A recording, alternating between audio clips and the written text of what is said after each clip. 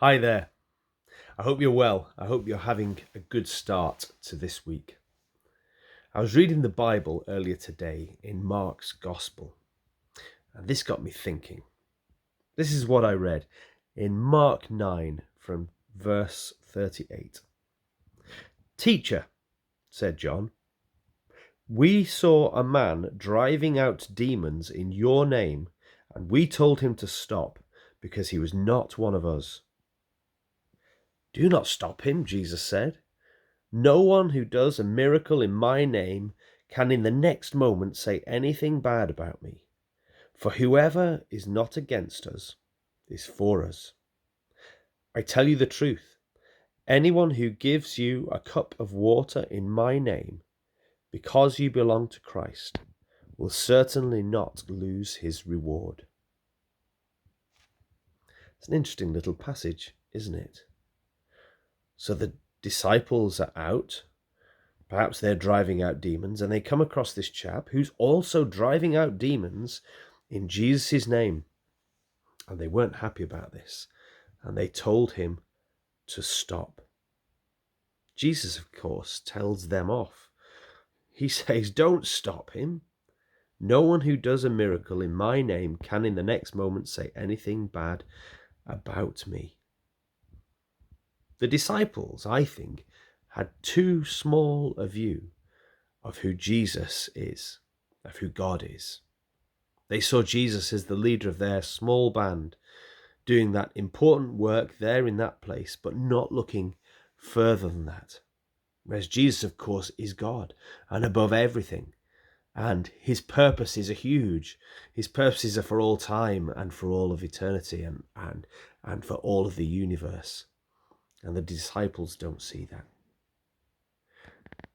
Now, in looking at all these things, I always think, what's there for me now? What's there for today? And I think it's quite obvious, actually. How often do we ignore, sideline, take no notice of other Bible-believing Christians because they're not in our tradition, they're not in our denomination, they don't worship in the same style that we do? I think we're often guilty of that. I think we're often guilty of forming our own cozy groups and being in a comfortable place together and not looking beyond that.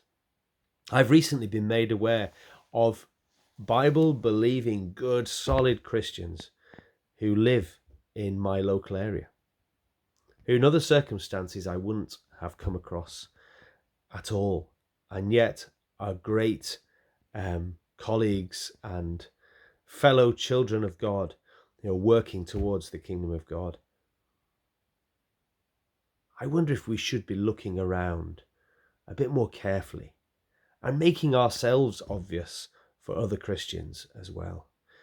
Surely in the Scotland of today, we need to be drawing together as Bible-believing Christians who are holders of this amazing gospel, this amazing good news of Jesus Christ.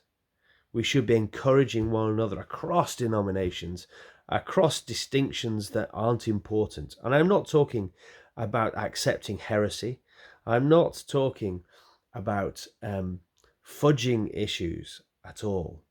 There are so many of us who stick to the truth, but we need to draw together, encourage one another, build each other up wherever we find ourselves.